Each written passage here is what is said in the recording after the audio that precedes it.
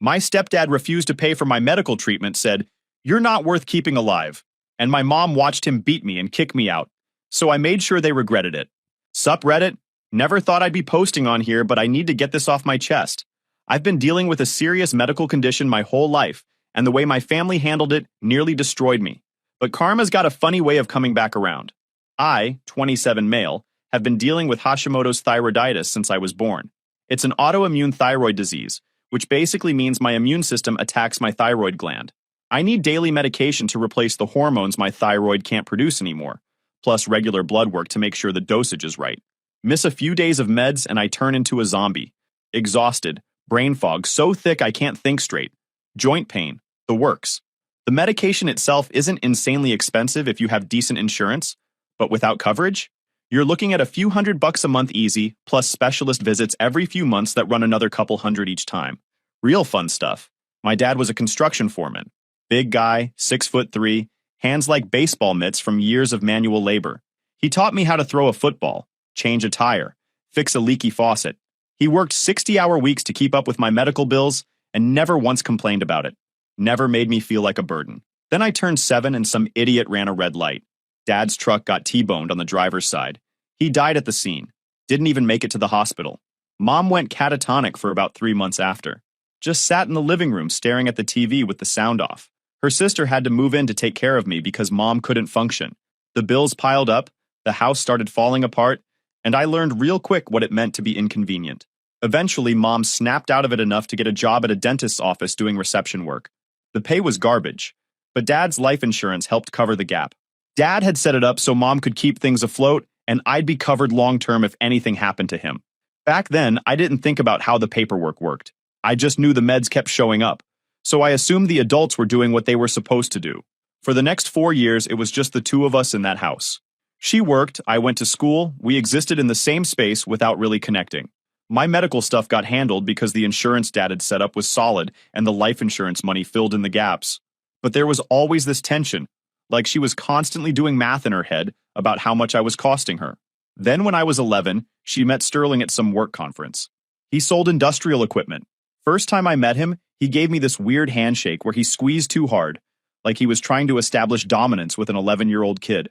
Sterling had a daughter from his first marriage. Maris was 9, looked like a catalog model, and had been spoiled rotten since birth.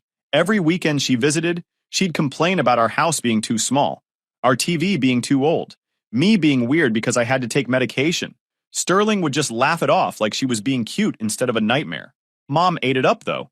Suddenly she was doing her hair different, buying new clothes, acting like a teenager with a crush. 6 months later, they got married at City Hall. No big ceremony, just signed papers and moved Sterling into our house. That's when everything went to hell. Sterling didn't waste time. Within a month of the wedding, Dad's tools hit the curb. I found them the night before trash pickup and dragged everything to the back shed. He was smart about taking control, convinced Mom to consolidate everything into accounts only he could access. She'd been drowning financially for years, so she said yes. What she didn't realize, zero access without permission. He gave her an allowance. By the time she figured it out, she was trapped. Then he came for my room. Said Maris needed space when she stayed over. Shoved me into the smaller bedroom. Maris got mine. Pink walls, new furniture, everything. Medical bills started piling up around month 3. He'd leave them on the counter with notes. This again? Or, must be nice having unlimited health care. Mom never defended me. Just made excuses. He's stressed. He's adjusting. He's not used to these expenses. Translation? You're too expensive and I'm choosing him. Maris started staying over more. Then every other week. Then weekends. By the time I was 13, she practically lived there. Her actual mom checked out. Sterling got custody, and Mom welcomed it. That's when the real favoritism kicked in. Maris wanted a laptop, $800 for a MacBook. I needed shoes. Wait another month. Maris joined cheerleading. $2,000 for uniforms, fees, and competitions. I asked to refill my prescription early.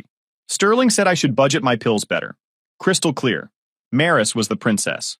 I was the expensive burden they were stuck with until 18. School became my escape. Joined wrestling because it was free and kept me out late. For 2 hours every day, I got to be normal. Every night, I'd come home to Sterling grunting at me, Mom asking questions without listening, and Maris on the couch while I did homework at the kitchen table. Junior year, Sterling started forgetting my prescriptions. I'd call the pharmacy. Nothing called in. Miss a few days and everything comes back. Fatigue, brain fog, joint pain. He'd play dumb when I confronted him. Happened too many times to be accidental. Then came the comments. Little digs about how much easier life would be if I wasn't such a money pit. How Maris never caused problems or cost anything. How some kids just weren't worth the investment. He'd say this stuff at dinner while Mom stared at her plate. I started working at 16. Hardware store, 20 hours a week. Every penny went into a savings account they didn't know about. Different bank, school address for statements. Because I knew what was coming. Senior year, I was counting down. Decent grades, decent SATs, applying to colleges with good aid. The plan. Get out, stay out, never look back. Then 3 weeks before my 18th birthday, everything exploded. It was a Tuesday night. I remember because Tuesdays were when Mom worked late doing insurance billing at the dentist office, and it was just me, Sterling, and Maris at the house. I'd been feeling like crap for 3 days because Sterling had forgotten to refill my prescription again. The fatigue was brutal. Could barely keep my eyes open in class. Brain fog so thick I'd read the same paragraph 5 times and still not process it. My joints ached. I'd called the pharmacy myself that afternoon, and they said the prescription was ready, just needed someone to pick it up and pay. I asked Sterling when he got home from work. He was in the kitchen making himself a sandwich, still in his work clothes, acting like I wasn't even there. Can you pick up my prescription? I really need it. Not tonight. I'm tired. It'll take 10 minutes.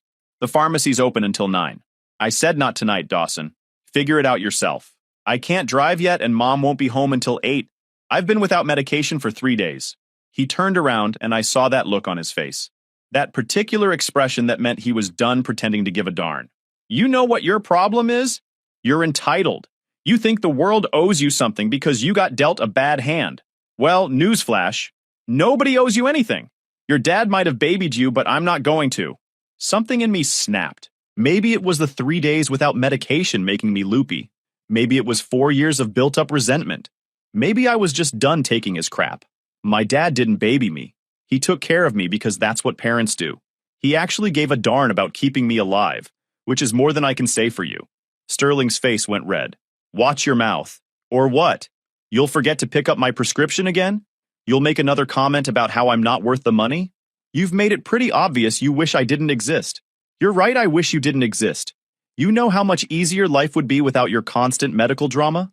Without watching money vanish every month into your bottomless pit of needs?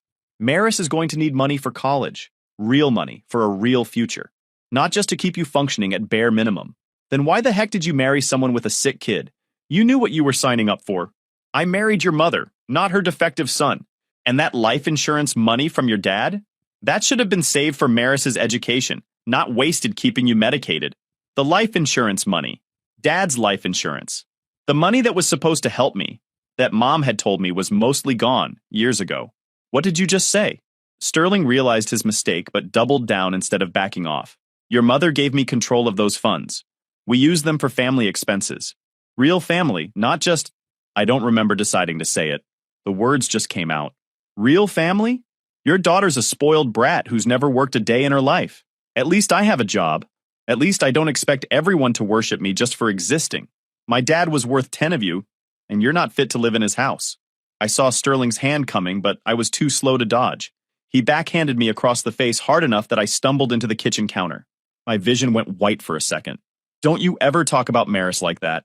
I touched my mouth and my hand came away bloody. Screw you! He hit me again. This time a closed fist to the stomach that knocked the wind out of me. I doubled over, gasping, and he grabbed me by the shirt. You want to be a tough guy? Fine. Let's see how tough you are. What happened next was a blur. He slammed me against the refrigerator, punched me in the ribs. I tried to fight back, but I was sick, weak, and he outweighed me by 70 pounds. I got in one good hit to his jaw before he threw me to the floor and kicked me twice in the side. I heard Maris from the living room doorway. She wasn't screaming for him to stop or calling for help, just standing there frozen with this weird expression, not quite smiling, but not horrified either, like she was watching something happen on TV instead of real life. When our eyes met for a second, she didn't look away or leave, just kept watching. That's what I remember most. Her just standing there, not helping, not even pretending to care. Mom's voice cut through the chaos. Enough! Sterling stopped. I was curled on the kitchen floor, tasting blood, Pretty sure at least one rib was cracked.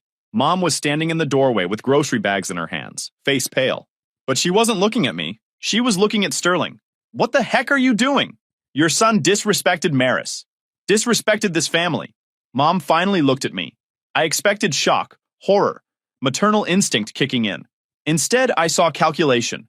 Saw her weighing options, running scenarios.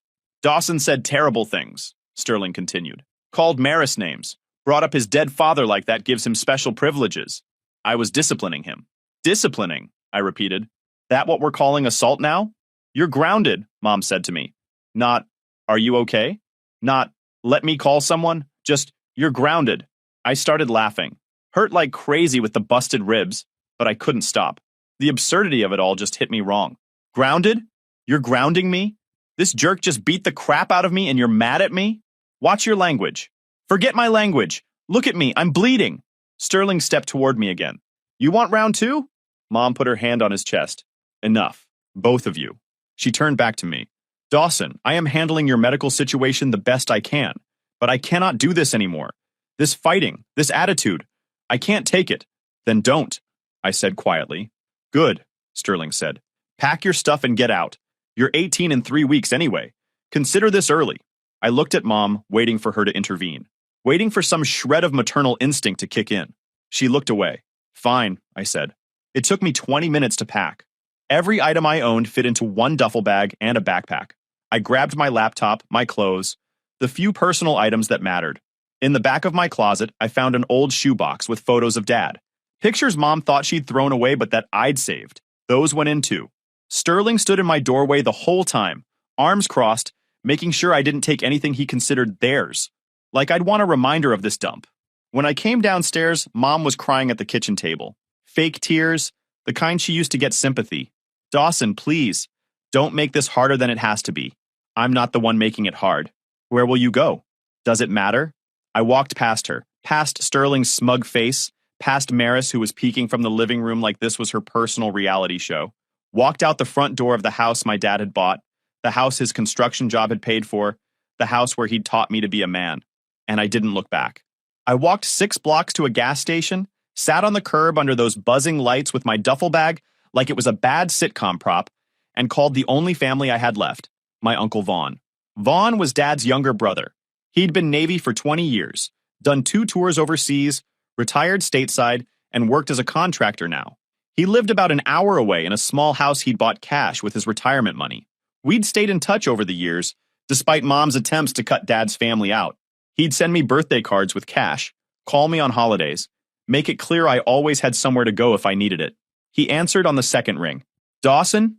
Little late for a social call. My voice cracked. Uncle Vaughn, I need help. Where are you? I told him. He didn't ask questions, didn't hesitate. Stay there. I'm coming to get you. He showed up 45 minutes later in his beat-up Ford pickup, took one look at my face and went quiet in that dangerous way military guys do when they're trying not to explode. Who did this? Sterling. Your stepdad? Yeah. Get in the truck. We're going to the ER. I'm fine. You're not fine. You're hurt.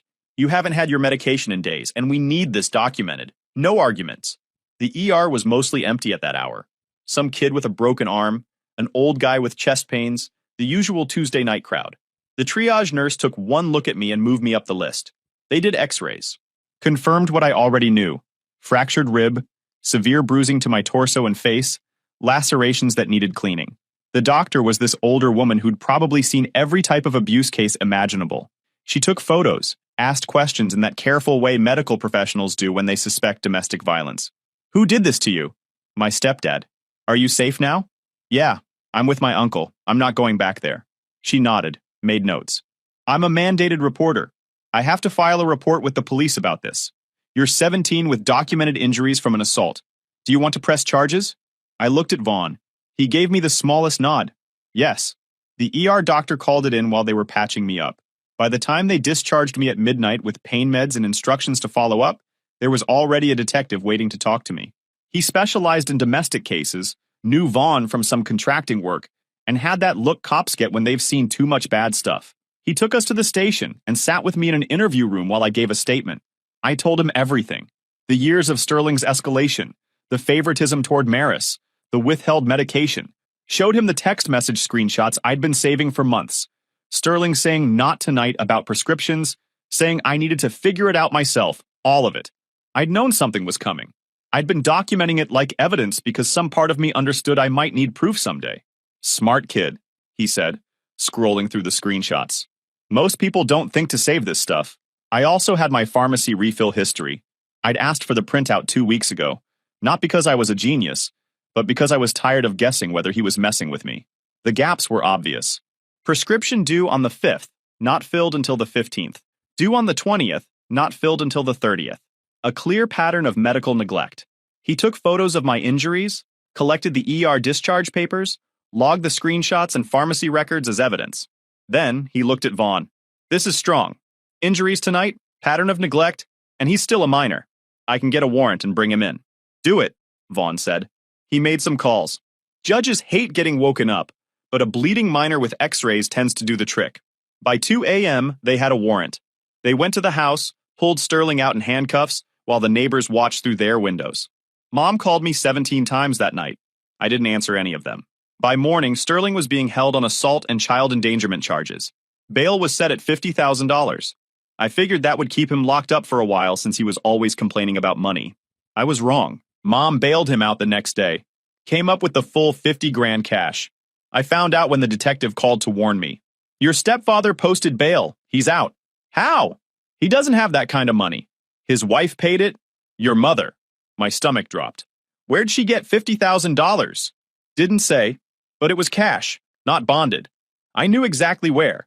Dad's life insurance money. The money that was supposed to be gone.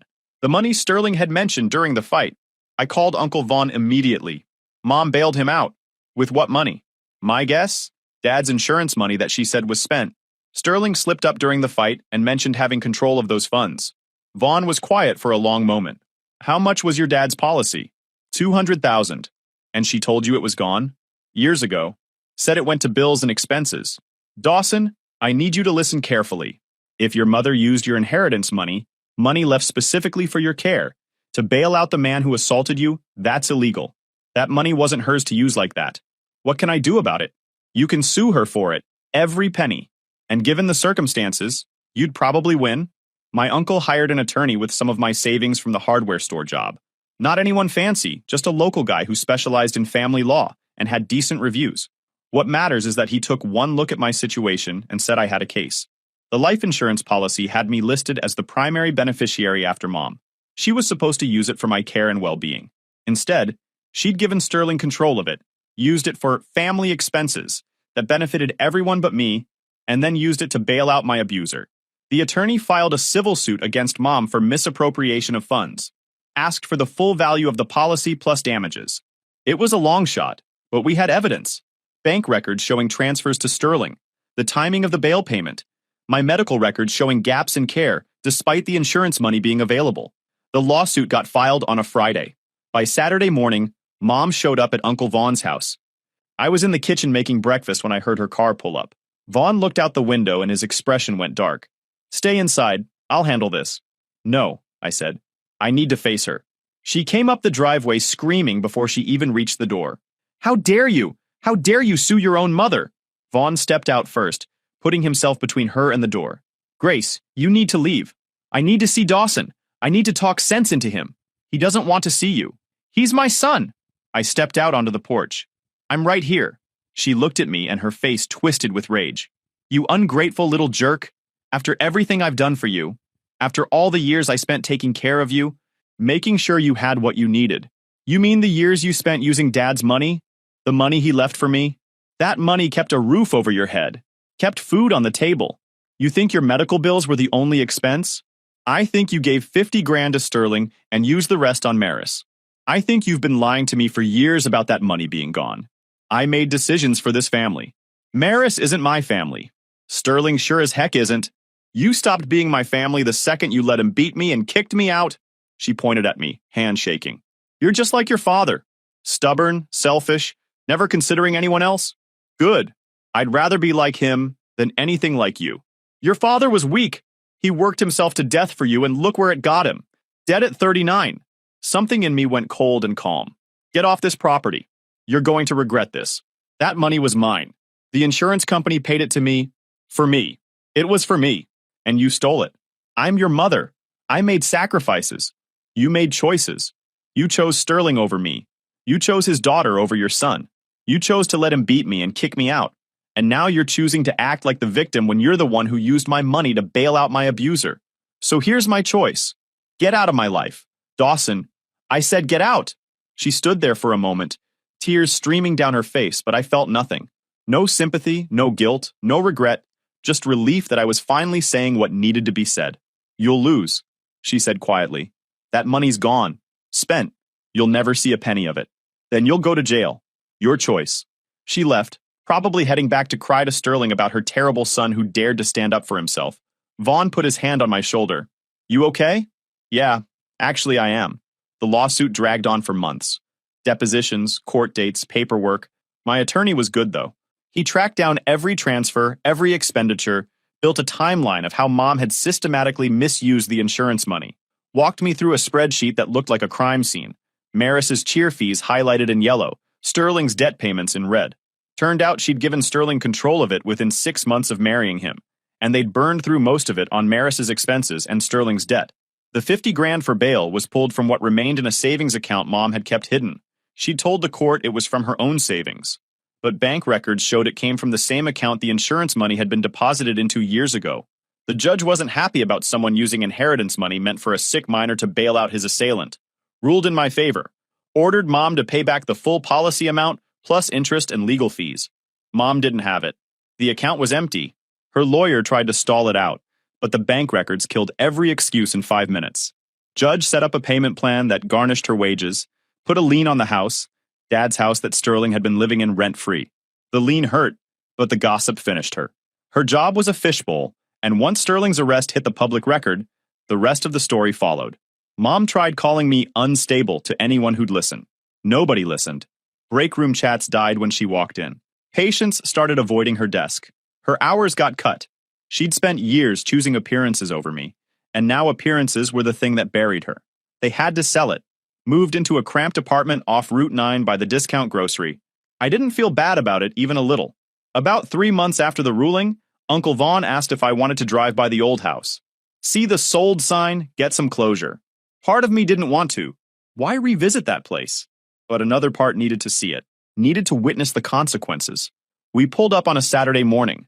The sign was there, bright red sold sticker slapped across it.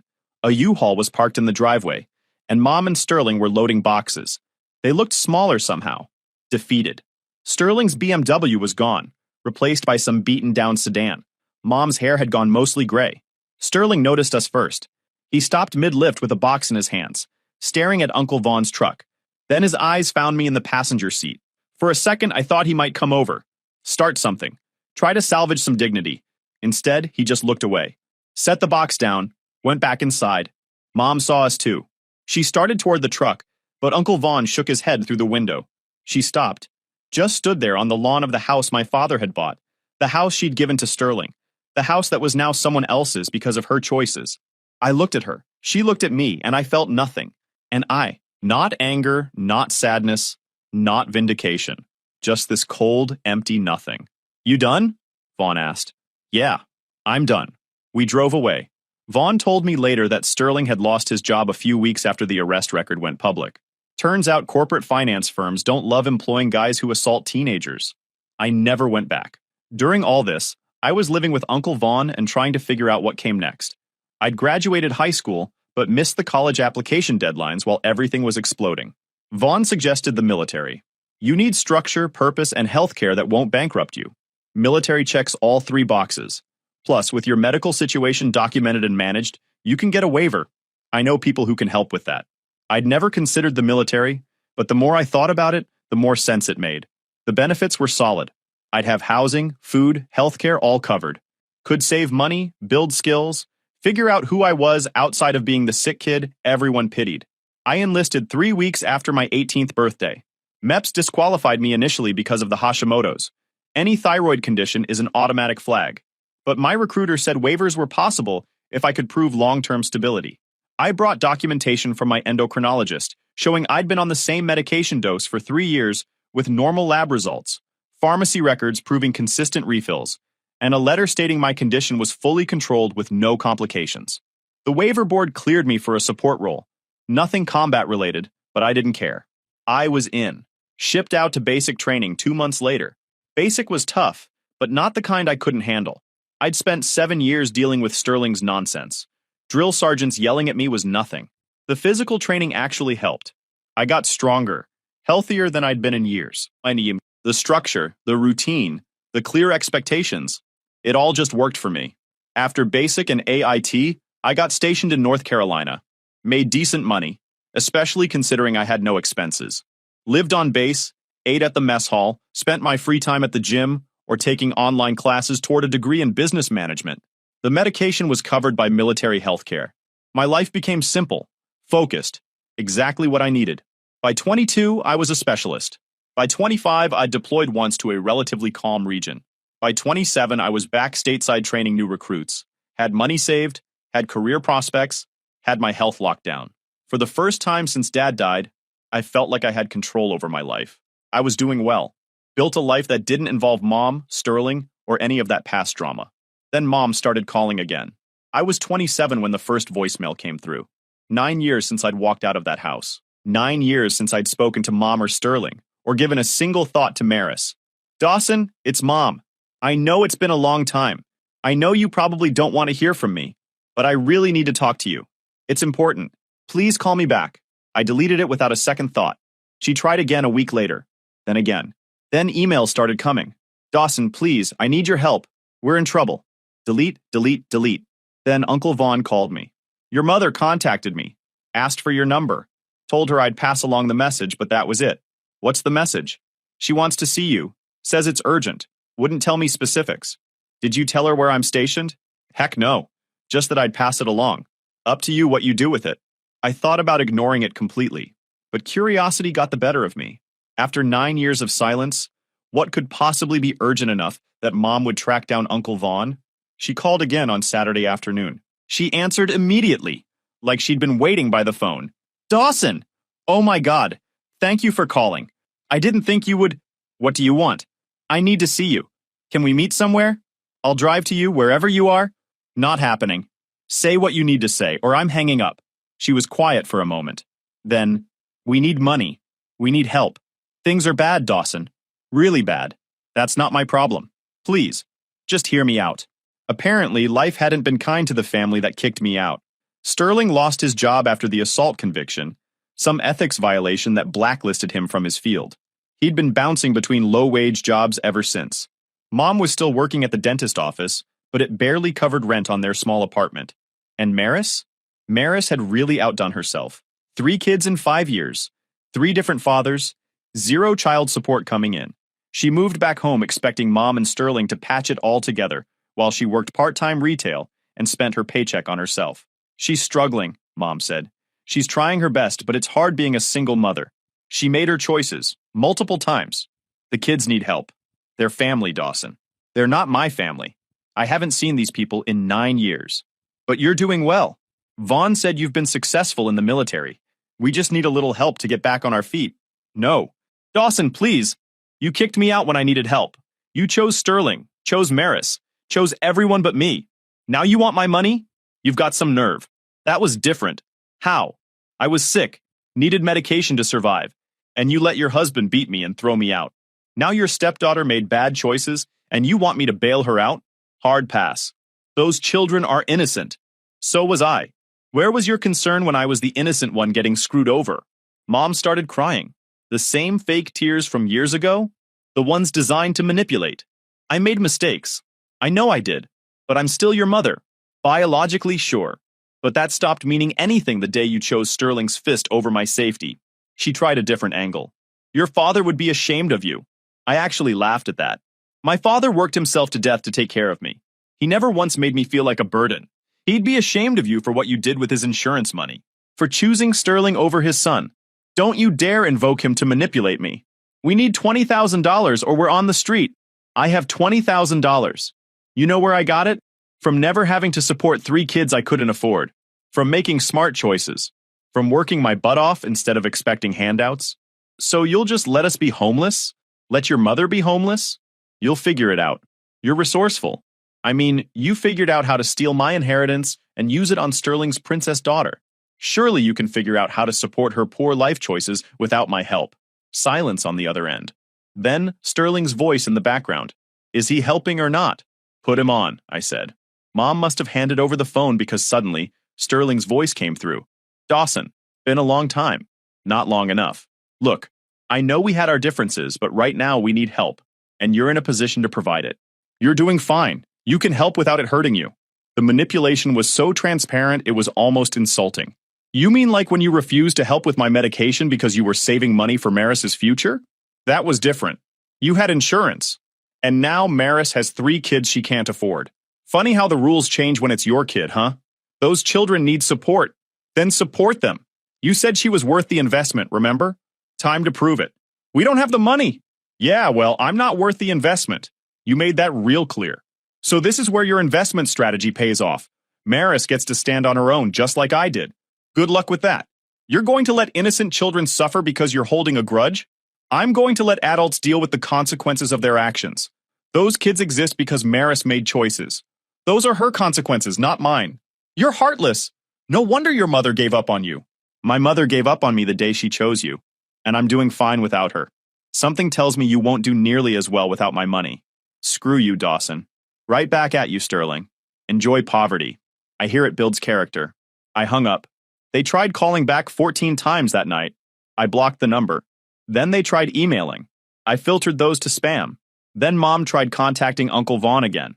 He told her to lose his number. 3 months later, I got a message from an account I didn't recognize. It was Maris. She'd tracked me down through some mutual connection from high school, sent me this long sob story about being a struggling single mother, about how hard her life was, about how she just needed help getting on her feet. I read the whole thing. Then I blocked her too. They'd had their chance at family. They'd chosen to treat me like garbage, use my money, support the man who hurt me. And now they wanted charity? Not from me. Never from me. After I blocked them, I went back to work Monday and didn't think about them again for months. That's how little power they had left. If you enjoyed this video, please hit that subscribe button. It really helps the channel and help us bring you more and better stories. Thanks.